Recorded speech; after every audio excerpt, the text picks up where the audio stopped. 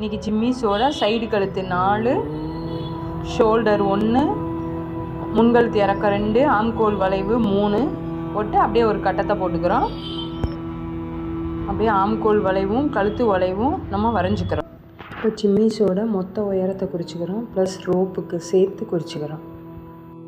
ஜிம்மிஸோட கீழ் அகலத்தை மார்க் பண்ணிவிட்டு ஆம்கோல் சுற்றளவையும் நம்ம அளந்து அந்த ஆம்கோல் சுற்றளவு ப்ளஸ் தையலுக்கும் சேர்த்து மார்க் பண்ணிக்கிறோம். இப்போது இடுப்பு சுற்றளவு அளந்து பாடி ஷேப் கொடுத்துக்கிறோம்.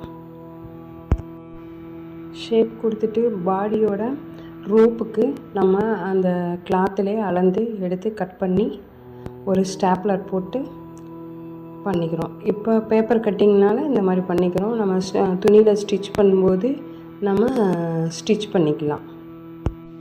இப்போ நார்மலான ஒரு ஜிம்மிஸை பேப்பர் கட்டிங் எப்படி பண்ணுறதுன்னு நம்ம இன்றைக்கி கிளாஸில் பார்த்துட்டோம். நல்லதே நடக்கும்.